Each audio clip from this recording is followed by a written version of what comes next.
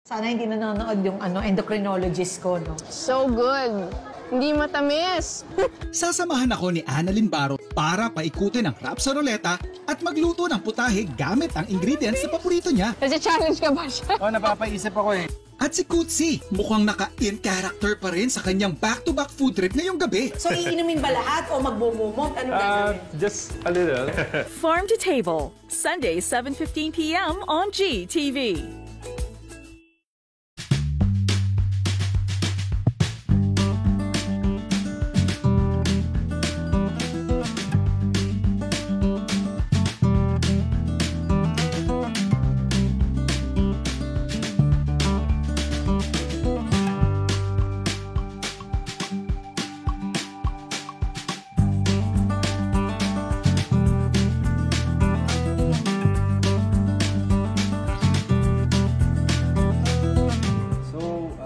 We started at during pandemic.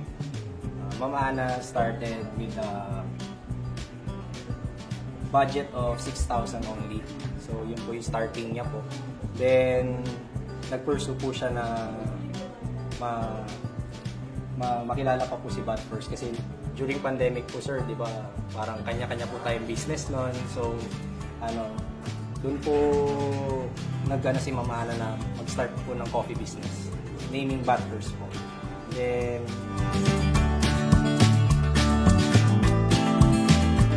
po, sa logo po, makikita po is greater than. So, ang po nun, coffee, anything else po. Bago nyo po gawin yung isang bagay, coffee po.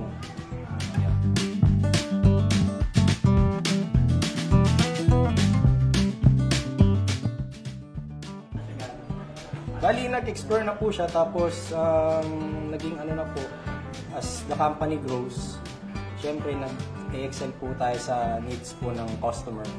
Then, yun po, bukod po sa Vietnamese, nag-exceed na po, na po tayo, extend na po tayo, nag-reach out na po tayo sa ibang levels of coffee po na may espresso base, meron pong drip base, meron pong non-coffee, meron pong matcha.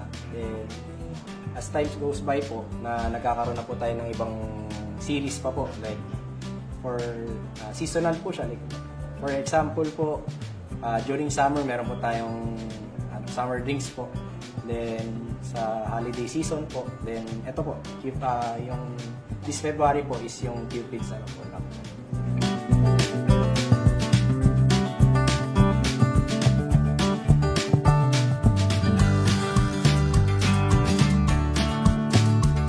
Nakikita po namin sa mga customers na yung type, po kasi ngayon, yung parang generation na coffee lover, mga ganun po, so buwabalik-balik. Yun po yung mga, lalo na po yung mga younger age, na yung mga malapit po kasi dito schools, ganun. So, yung mga tao po talagang binabalik-balikan tayo.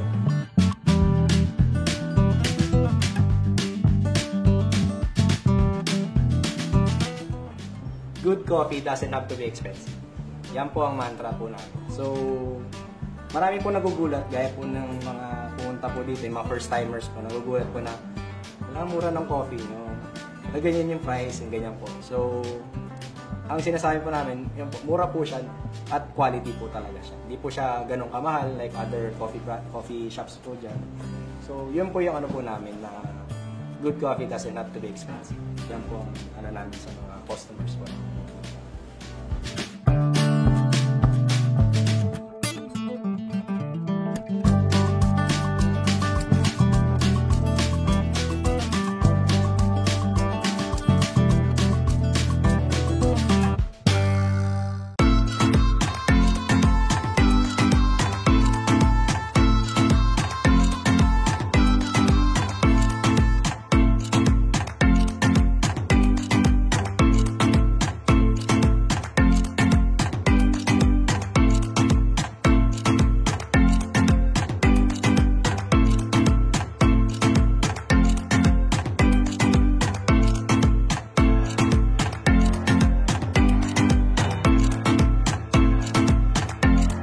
Endocrinologist ko, no? So good. Hindi matamis.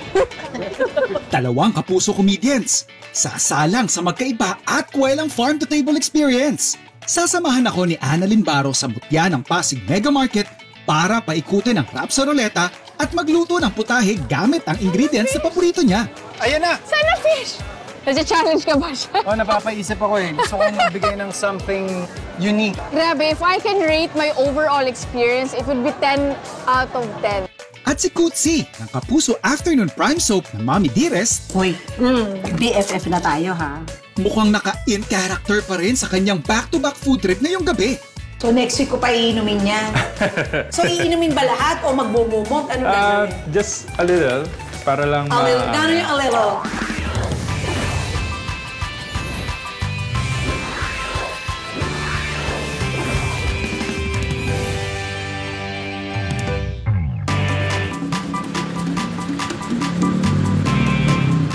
Yes, chef. Welcome back sa Farm to Table. Thank you. And kung hindi ako nagkakamali, first time na nakasama ka natin is isang food exploration sa isa sa mga restaurants. Yes. How was the experience? Ang saya, busog ako. Ay. Pero alam mo, chef, excited ako kasi first time kitang ma-meet. And first time din kitang maipagluluto. And of Go. course, the produce na gagamitin natin, directly sourced sa Mutya ng Pasig Mega Market. Kita mo naman. Oh. Yes.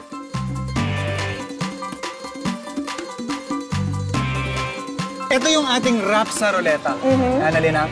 So yung dish na iluluto ko sa'yo will actually be decided by this guy. Pag-isipin na natin si wrap sa ruleta ng dish na iluluto ko sa'yo for today. Ah! Sana fish! Fish. Sana fish! Ayan na! Sana fish! Oy! Oy! Nung tinignan ko yung ruleta, I was really hoping na fish talaga siya because I love fish. It's light and it's fresh. And nagulat ako, talagang fish talaga yung natapat. Ito kahit ano lang. Kahit ano na. Basta nakuha na natin yung gusto mo. Steam. We're gonna steam a fish. Tapos papartneran ko lang yan ng kahit anong gulay. Gulay, yeah. Alright, pretty simple pero para mas magawa ko yung dish na gusto mo, samahan mo ako maglibot. Let's go! So any preference, anything you have in mind for a steamed fish dish? Okay lang sa akin ng pampano, pero kung meron kang gusto nating bagong i-try, chef, okay lang din. Well, let's stick to your favorites na lang. Okay. Ma'am, pahingi naman ako ng pinakamalaking mong pampano. Ayan. Ang kinis niya. Diba? Kuya, pa-fillet na lang. Tapos kunin ko rin yung buto, ah. So, The yung mga gulay.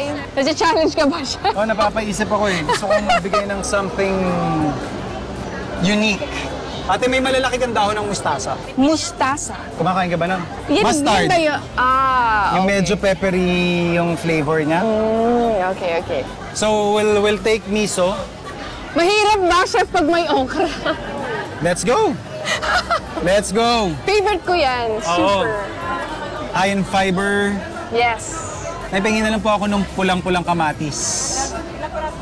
Kahit mga 3 po. Yan. Tapos sibuyas. Up next, kape na hinaluan ng minerals? Ano kaya ang masasabi ng isang certified OG as she encounters a new wave of specialty coffee? Nang una ko muna titikman ay yung nilagyan na floral minerals.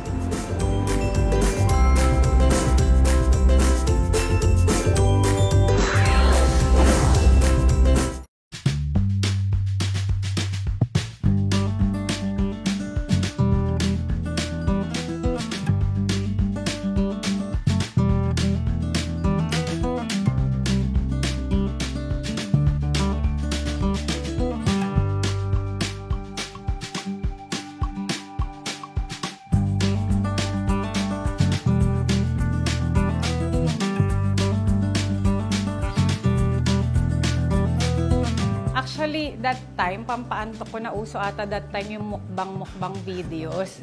So sa US, yung mga king crab, mga lobster. So parang naisip ko, why not gumawa ako ng Asian version or yung product na meron tayo dito sa Philippines, which is itong crab nga, itong shrimp and mussels and clams. So nag-try lang akong gayahin, i-copy siya ng local naman na version.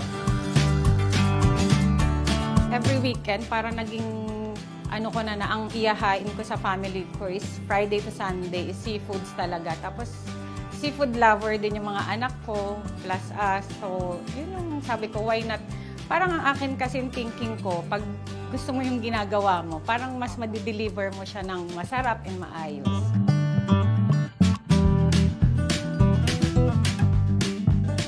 Actually, ito talaga ang priority ko na place. Hindi ko pa siya ma-afford that time kasi small time lang naman ako delivery. So, nag-start muna ako sa medyo mura na place. Nagtiyaga na lang ako mag-invite ng mga friends, mga relatives. From time to time na napapaisip ako anong idadagdag kasi hindi naman pwedeng dalawa lang ang i-offer ko. So, kailangan meron akong fish, may mga i-bake ako. So, hanggang sa naging nadagdagan siya ng nadagdagan. Pero all seafoods pa rin at that time. At this branch kasi naglagay na kami ng mga meats para makater din namin yung mga allergies sa seafoods, tsaka yung mga veggies.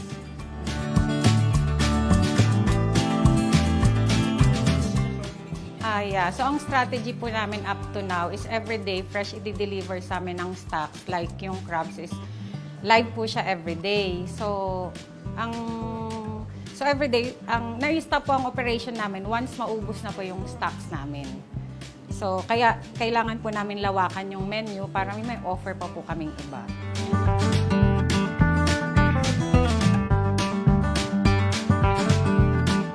Overwhelming po na nakikita ko na hindi sa pero wala pa ako nakikita na client dito na may tira sa table. Doon sobrang overwhelming yung feeling na. Hi Food Explorers!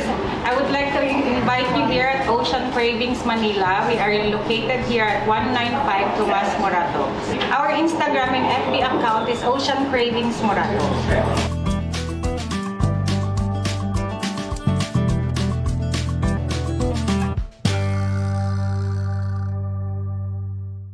Dadalhin 3 bagay sa loob ng bahay ni Kuya. Ay, ang hirap naman. Siguro, number 1, skincare. Number 2, vitamins. Kasi parang kailangan ng madaming vitamins doon. And number 3, peace of mind. 3 tao sa bahay. Si Khalil, mami ko, tsaka daddy ko. Bahay ko na din, no? Oh. Ayan, mga kapuso, mga kapamilya, I'm inviting you to watch PBB Celebrity Collab. Thanks for watching ATM.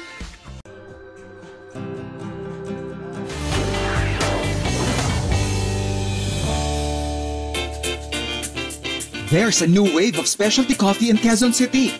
And in every cup that they serve, talaga namang matitikman mo na meron itong X Factor.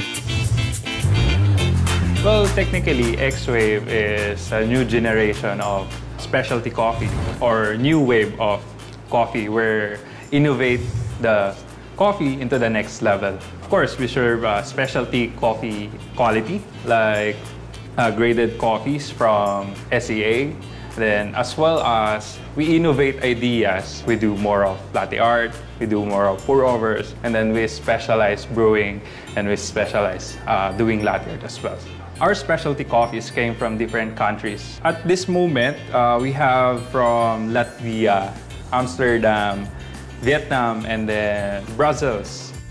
Para maging unforgettable ang kanyang unang pagbisita sa Farm to Table, ipinaranas natin kay kapuso comedian Rebecca Ravanes ang exciting at unique tasting experience atin ng X-Wave Specialty Coffee. Cleanse mo muna tayo ng palate just to rinse our palate para mas matikman natin yung full potential ng coffee natin. So that is soda water. So iinumin ba lahat o magbumumog? Anong gagawin? Just a little para lang Gano'n yung a little? Konting-konti lang. Titigan niyo pong mabuti kung gaano kabusisi. Siguro napakasarap niya na, no? We'll see. Actually, the coffee depends on kung sino yung makaka-appreciate talaga sa kanya. So, walang masarap, walang hindi masarap na coffee. Kasi nagiging bias tayo pag sinabi natin masarap. It's because iba't iba tayo ng taste palette. Parang mga chef. Sa bagay, nag-iintindihan kita dyan. Kasi kaya nga may mga kape na iba't ibang flavors, no? Tulad nga ako, halimbawa, ako ang paborito ko, kape latte. Yan, latte ako. Ay, medyo dati kasi, sa Spanish, Spanish. Pero dahil nga condensed yun, Yes. medyo Sugar. umaapaw sa sweetness. Medyo nag-switch ako dun sa mas madali ko siyang ma-adjust. Yes. So, let's brew coffee. So, sa brewing ng coffee ko, meron akong different intervals para mas makuha ko yung ideal taste of coffee. So, yung intervals na yun is specifically made for X-Wave na recipe. Uy, ang bango ha. Naaamoy ko mabango. Okay? Wow, galing. So, every intervals, siguro around